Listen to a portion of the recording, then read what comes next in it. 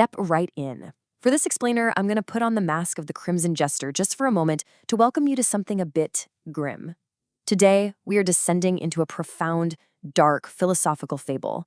We're going to explore the architecture of psychological death, peeling back the comforting layers of reality to look at what's really lying underneath. Welcome to the purifying abyss. Your heroic journey is a pathetic lie. Harsh, right? But what the Crimson Jester is doing here is directly mocking our favorite, deeply held notions of this upward, golden, heroic journey. We love to think we're ascending towards some grand cosmic destiny, but the sources we're unpacking today argue that this traditional journey, it's actually just a treadmill of blood. It's spiritual incarceration, where you're running endlessly toward an external must dictated by society, rather than a path of genuine growth. So, let's start with the thesis of our Fichtean dialectic, the Knight of Reason's illusion. We're looking at a false kingdom built entirely on societal dogma. Look at the stark difference here. On one side, we have the Knight of Reason. This figure represents the piteous laborer who spends their entire life polishing a wall of law that, quite frankly, never actually existed in nature. It's a life of stagnant peace and sterile denial. On the absolute other side is the ultimate realization of the self, the sovereign architect. This figure is a monstrous synthesis, channeling wildfire and acting as a totally autonomous lawgiver. Our explainer today traces the agonizing but entirely necessary journey from the former to the latter. You see, the veil of Maya is exactly what keeps this Knight of Reason trapped. That sacred architecture of order you see all around you, according to these texts, it's a beautifully crafted illusion. It's literally designed to hide the staggering, empty nothingness at the core of the world. The comforting objective truths of the herd are merely fragile, artificial cages protecting people from a violently irrational reality. Which brings us to our antithesis, the parables of the great star.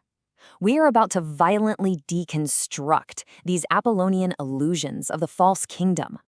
Our first story is the parable of the weaver of the ivory mask. In a kingdom of light, a weaver crafted a mask so incredibly beautiful, everyone mistook it for the sky itself. They called it reason. The people worshipped it, desperately seeking a stagnant peace.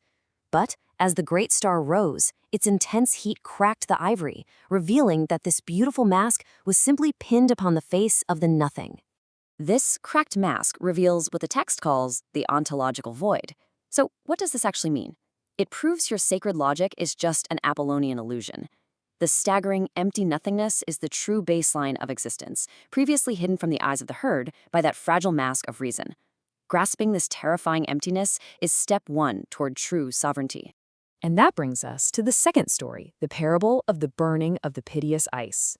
Imagine a city thriving on a frozen lake of piteous morals, where safety on the ice was labeled good and the warmth of the sun was labeled bad.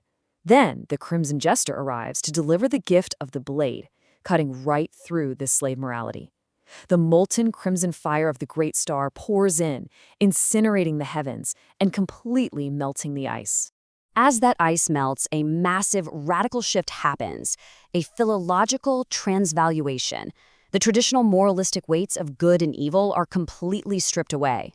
Good reverts back to being a strong, life-affirming, vital flame. Bad, on the other hand, is finally exposed as the stagnant ice of a piteous, fearful peace. It's a total inversion of how society teaches us to view morality. Our third story is the parable of the king in the cracked vessel. A king tried to seal a volcanic fire inside pristine iron armor, completely denying his own shadow. But when the blade of chaos finally pierced his chest, he didn't try to fix the cracks. Instead, he became a monstrous synthesis.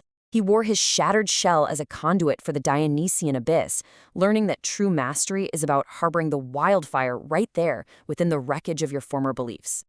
And this naturally leads us to the catalyst of our inverted journey, the violent Anstoss collision, where your delusions violently crash into reality.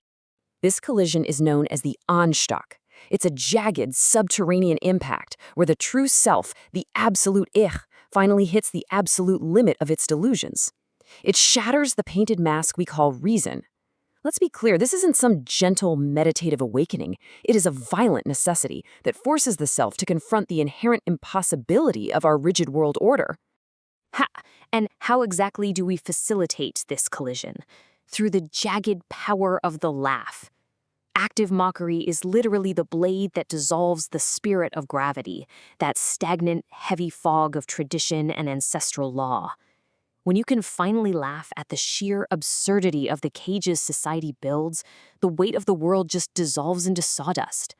With the illusions shattered, we enter death in the null space. We're being guided into the underworld of the blood, a descent into the absolute purifying abyss. Notice how this psychological death breaks down into 3 distinct stages. First, the rotting of morality, where the slave morality you inherited is just left to decay. Second, the incineration of ideals, where every single dogmatic belief you held is burned away by a purifying silence. And third, the realization of the void, looking into the mirror to see the nothingness right behind the mask. Now, make no mistake, facing that mirror in the null space, it is agonizing. Shedding your artificial ego and all those cozy comforts of a constructed reality is a terrifying psychological death. But you know what? It is absolutely essential. You have to endure this metaphysical incineration of your beautiful cages in purifying silence if you want to achieve true sovereignty. Which brings us to the synthesis of our Fichtean dialectic, the sovereign architect, the birth of the proto-Ubermensch from the void itself. Behold the maw of the absolute. You have no master because you are the void staring back at yourself. What an unbelievable realization, right? The void is not a grave for the spirit. It is a throne. When you realize that the staggering nothingness is actually you, well, the void becomes the ultimate blank canvas for self-determined creation. You are no longer a victim of nothingness. You are its master. In this state, the hero absolutely does not emerge to save the herd. Instead, you stand resurrected as an autonomous lawgiver. You utilize that cracked vessel of reason, the one shattered during your psychological death, to channel the wild, creative fire of chaos. You are born entirely from the burning wreckage of a godless universe, defining your own reality. Finally, we ascend to the last stage of this explainer, the 7th solitude, a pure realm of active nihilism and total self-mastery. This is the 7th solitude. It's the absolute abyss, where the self, the absolute ik, posits its own existence completely independently of any king, god, or societal tradition. Life here isn't justified by external stars or divine decrees anymore. It is justified solely by your individual will to power. Witness the final transformation. We're leaving behind that heavy must of destiny, that spiritual incarceration and treadmill of blood we talked about right at the beginning. In its place, we embrace the play of the child. This is active nihilism. You learn that the only rational response to a silent, meaningless cosmos is the ultimate freedom to play, to create, and to forge your own path. As the sovereign architect of the void, you embrace your role in this doomed drama.